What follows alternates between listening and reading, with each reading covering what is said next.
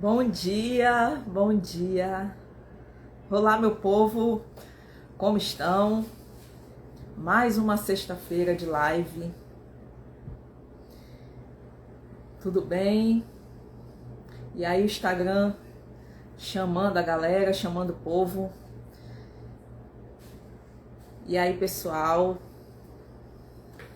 vamos nos reunir mais uma sexta-feira para mais um estudo bíblico.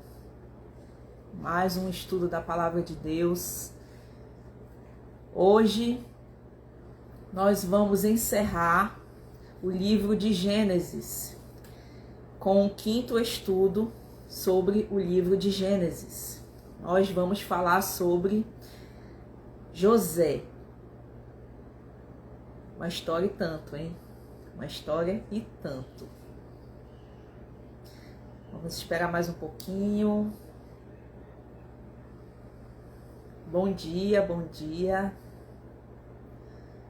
Vamos se achegando.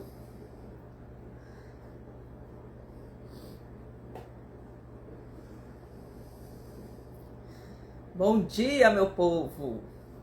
Falo diretamente de Manaus, norte do Brasil. E você fala da onde? Bote aí nos comentários. Você fala da onde? Qual é o seu estado? Da onde você fala? De que cidade você fala? Da onde você é? Coloca aí nos comentários para mim, para eu saber aonde essa mensagem tá chegando. Tá bom? Bom dia, bom dia. Vamos já começar. Deixa só chegar mais alguém. Bom, lembrando que eu voltei a fazer lives há pouco tempo, né? Eu fazia bastante live, então o povo meio que se desacostumou porque eu passei mais de um ano sem fazer live, né? E aí eu tô retornando agora, então agora eu tô tentando reconquistar o público de novo, né? Então, aos poucos o povo vai vindo, vai se acostumando.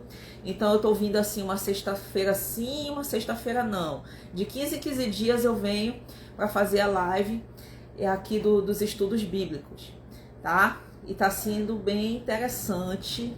E quando você não puder assistir, ela fica gravada, tá? Fica gravada aqui no meu feed. E aí todas as outras lives, essa é a quinta.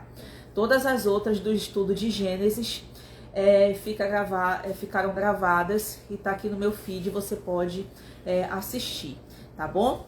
Então, a gente vai já começar. Vamos só esperar mais um pouquinho. Instagram, divulga para esse povo. Divulga. Gostaram do meu look hoje? Hoje eu estou de verde. Vamos lá, né, pessoal? Vamos lá que o pessoal tá chegando. Bom dia, bom dia. Bom dia, meu povo. Bom dia. Então vamos lá, gente. Vou pegar aqui meus estudos básicos, né? Estudos avançados em teologia bíblica, aquela que o Senhor me deu. Não foi aquela que eu estudei em alguma escola, não. Foi aquela que o Senhor me deu. Bom dia, bom dia. Bom, a palavra de hoje é como transformar a minha dor em bênção. Como transformar a minha dor em bênção. Bom, aqui ó, meu estudo, eu gosto de fazer ele bem bonitinho, né? Bem organizadinho. E antes de a gente começar, eu quero orar para que esse estudo ele venha se expandir na sua mente. Amém? Vamos lá. Senhor Jesus, eu coloco diante de Ti, Senhor, a vida dessa pessoa que está assistindo do outro lado dessa tela. Em nome de Jesus, que sejam repreendidos toda seta maligna, todo mal. Em nome de Jesus, que seja repreendido todo espírito de engano, de loucura. Em nome de Jesus, declaro que a mente dessas pessoas que estão assistindo é a mente de Cristo, são a mente de Cristo. Em nome do teu amor, Senhor, venha ser renovado cada vez mais sobre a vida dessas pessoas. E que o teu entendimento, Senhor, venha abrir portões, sabe? Para que essa pessoa venha ter um melhor esclarecimento da tua palavra, que vai ser dita hoje aqui, nessa live, nessa humilde live, para que realmente a tua palavra possa vir falar ao coração dela, Senhor. Me usa, me capacita, para que o Senhor realmente possa levar a tua palavra através desse instrumento que é a internet, e que ela alcance muitas pessoas e produza o resultado que tem que produzir. Em nome de Jesus, amém. Então vamos lá, pessoal, vamos começar essa live. Como transformar a minha dor em bênção? Alguém já passou por uma dor aqui? Eu creio que todo mundo aqui já passou por alguma dor, né? Mas eu não sei qual é a sua dor. Eu não posso dimensionar a sua dor, assim como você não pode dimensionar a minha. Você não sabe do que eu passei, eu não sei do que você passou, mas nós temos um Deus que sabe de todas as coisas. Nós temos um Deus que sabe de tudo que você passou. E nada passa despercebido aos olhos de Deus, tá? Deixa eu pegar minha água aqui.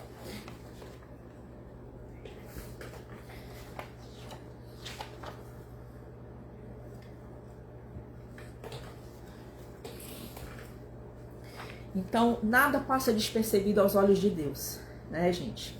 Então, hoje nós vamos falar sobre o livro de Gênesis, mais especificamente sobre os capítulos 37 a 50, né? E bom dia, nós estamos falando aqui sobre o livro de Gênesis, né? Então vamos lá, gente.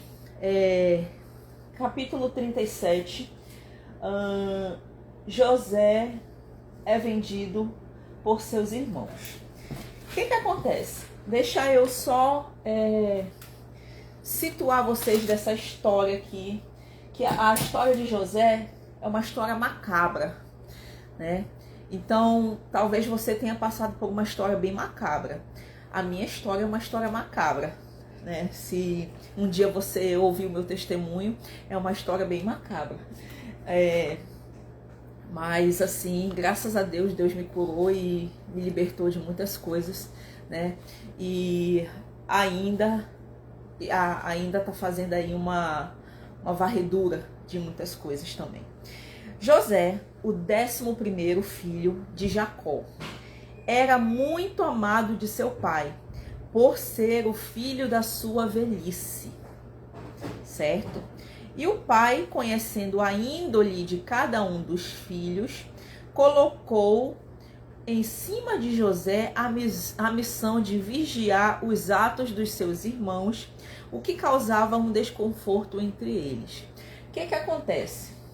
Jacó, ele casou com Raquel e Leia, né? Lembra que ele serviu 7 anos na live passada eu falei que ele serviu 7 anos para Labão, né? Serviu a Labão 7 anos por amor a Raquel. Ele era apaixonado por Raquel, né? Só que Labão enganou Jacó e acabou também entregando a filha dele, Léa, no lugar dele. Acabou que ele ficou com as duas como esposa. Bom, levou as duas como esposa, né? Mas ele era apaixonado por Raquel. Léa deu vários filhos para Jacó. Mas, porque Jacó amava mais a Raquel do que a Léa, Deus tornou Raquel estéril. E aí ela não podia ter filhos. E aí, depois de um tempo, Deus abriu a madre de Raquel e ela pôde ter um filho. E aí ela teve José. Então, José era o filho de Jacó e Raquel. Ele era o filho mais novo. Ele era o filho da sua amada esposa, da esposa que ele amava. Entendeu? Então, que ele era apaixonado. Então, ele amava aquele filho. Ele amava José, né? Então, ele ficou, né? Ai, meu Deus, e agora? Tudo bem. Passou um tempo.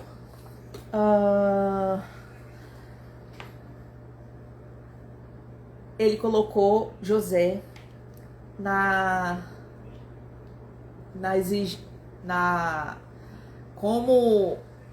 como é que se diz? Para vigiar os irmãos, né? E aí deu essa missão para ele, né? Enfim.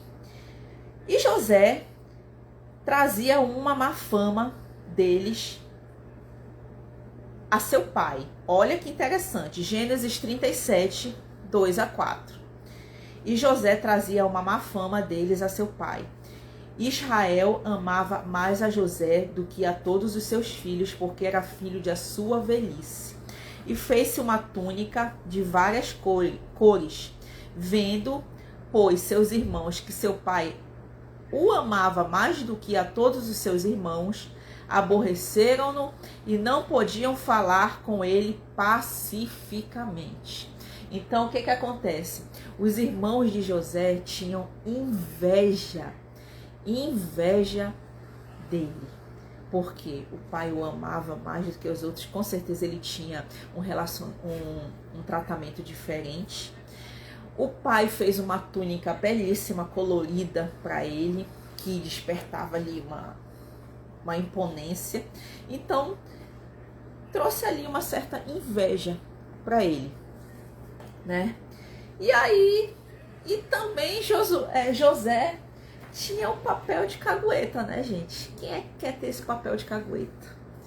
E José devia ser também aquele, né? O cagueta. Pai, olha o que os irmãos estão fazendo. Eles estão fazendo isso. Aí falava o pai dele. Aí os irmãos deviam ficar aborrecidos com ele. Pai, os meninos estão fazendo isso. Aí, complicada a situação, né? Mas enfim, vamos lá. José tinha sonhos com os irmãos. Aí ele sonhava sempre que os irmãos os serviam, né? Que ele sempre era maior do que os irmãos. E isso aborrecia os irmãos dele. Desde quando tu vai ser maior do que a gente? Ô, maluco! Desde quando tu vai ser maior? E aí ele sempre tinha esses sonhos. E ele era leso, contava para os irmãos dele. E aí aborrecia mais ainda os irmãos dele.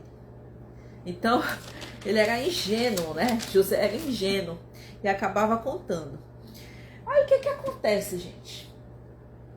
Um belo dia, deixa eu ver aqui. José é vendido por seus irmãos. José tinha alguns sonhos que contava a seus irmãos e os perturbavam. Pois nesses sonhos eles sempre eram inferiores a José e os serviam e se curvavam a ele. Por isso, eles eram ainda mais aborrecidos de seu irmão mais novo. Os irmãos de José tinham inveja dele e seu pai sabia disso. Gênesis 37:11. Por isso o amava e o protegia. Pois talvez por ser o mais novo, Israel poderia achar José muito ingênuo para enfrentar a malícia dos irmãos mais velhos. Certo dia, Israel pede a José que vá ver o que os irmãos estão fazendo e se estão fazendo o trabalho de apacentar as ovelhas corretamente, né? E aí, deixa eu ver aqui.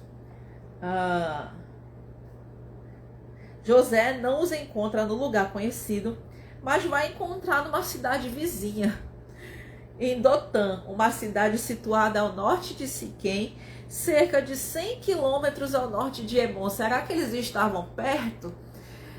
Eles não estavam no lugar onde eles deveriam estar, eles estavam numa cidade vizinha, e José foi encontrar eles nessa cidade vizinha, a 100 quilômetros da cidade onde eles deveriam estar.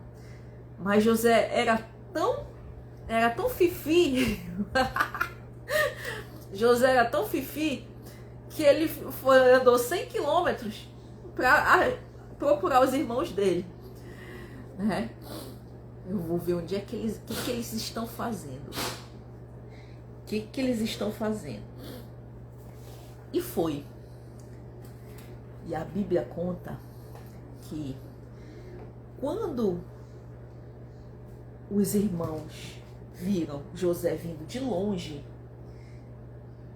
eles começaram a conspirar. Até coloquei aqui na minha Bíblia, conspiração. Diz assim, capítulo 37, versículo 18. José, pois, seguiu seus irmãos e achou-os em Dotã. E viram-no de longe, e antes que chegasse a eles, conspiraram contra ele, para o matarem. E disseram uns aos outros, eis, lá vem o sonhador mor. Olha, invejosos. Vinde, pois, agora e vamos matá-lo, e lançá-lo em uma dessas covas, e vamos dizer, uma besta fera o comeu, e veremos que será dos seus sonhos. Olha, mano, é o capeta falando aqui. E ouvindo Rúben era o irmão mais velho, tá, gente? E ouvindo Rúben, o livrou das suas mãos e disse, não vamos tirar a vida dele. Também lhes disse Rúben, não vamos derramar sangue, vamos lançá-lo nessa cova que está no deserto, e não lanceis mão nele, para livrá-lo das suas mãos e para torná-lo a seu pai. Vamos retornar ao pai, né? E aconteceu que, chegando José aos seus irmãos, tiraram a túnica de várias cores que ele trazia e tomaram-no e lançaram na cova. Porém, a cova estava vazia, não havia água nela. Depois, assentaram-se a comer pão e levantaram os seus olhos e olharam, e eis que uma companhia de ismaelitas vinham de Gileade, e seus camelos traziam especiarias e bálsamo e mirra, e iam levar isso ao Egito. Se a cova estava vazia, sem água, significa que ele se machucou. Jogaram ele lá, no mínimo ele deve ter saído todo ralado, ter ficado todo ralado. Daí ele se machucou. A Bíblia, nesse momento que Rúben fala que não é para se machucar, depois fala que Rúben retorna. Então significa que Rúben, ao momento que ele fala para ele não se machucar, ele sai de cena, né? Se ele sai de cena, ele não estava no momento da venda de José, né? Então, bora ver aqui. Especulando, né? Tô especulando aqui. Vamos ver. Aí passou, né, a companhia, né, dos midianitas, vendendo as especiarias e tal, porque eles vender escravos para eles eram normais. E aí eles estavam indo rumo ao Egito, tá? E aí então Judá, um dos irmãos, disse assim: que proveito haverá de a gente matar nosso irmão e a gente esconder a sua morte? Vai dar um trabalhão. Olha só como eles eram frios. O cara tava na cova, todo ralado, machucado. Os caras sentaram em cima da cova, começaram a comer pão, como se nada tivesse acontecido. Tramando a morte do irmão, como se nada tivesse acontecido. Ah, não vamos mais matar não. Vai dar muito trabalho para esconder a morte dele. Ixi, a gente vai ter que dar fim no corpo. Ih, não, não vai dar certo não. Bora vender. E comendo pão. Gente, é de uma sociopatia, é de uma brutalidade, de uma crueldade. Estavam endemoniados esses caras.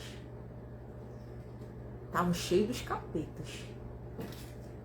É a reunião dos demônios contra a vida de José. Mas, vamos lá, vamos continuar. Aí tá aqui, passando pois os mercadores midianitas, tiraram e alçaram. Cadê? Aí Judá fala assim: vinde e vamos vendê-lo aos ismaelitas, e não seja a nossa mão sobre ele, porque ele é nosso irmão, nossa carne. E seus irmãos obedeceram.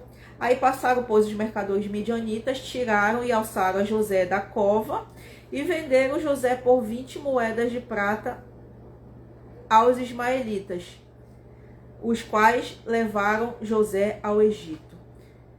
Aí aqui, ó, no 29, tornando, pois, Rúben a cova, eis que José não estava na cova. Então rasgou. Dizem o seguinte, já vi estudos falando sobre isso, que eles jogaram José na cova, eles não tinham como tirar José da cova, entendeu? Aí Rúben, para salvar a vida de José, falou assim: bora dar uma lição nele. A gente joga ele na cova, deixa ele um tempo aí, depois a gente tira ele e ele volta pro pai. Os irmãos concordaram. Aí Rúben pegou e disse assim: eu vou atrás de uma corda para puxar ele. Só que quando Rúben pega e sai para ir atrás de uma corda, foi o tempo que os irmãos venderam ele para os midianitas. Tanto que a Bíblia é bem clara, diz aqui, tornando Rúben, ou seja, ele não estava lá na hora da venda. Ele não estava. Rúben não vendeu o José, né? Cadê? Tornando, pois, Rúben a cova, eis que seus irmãos, eis que o José não estava na cova.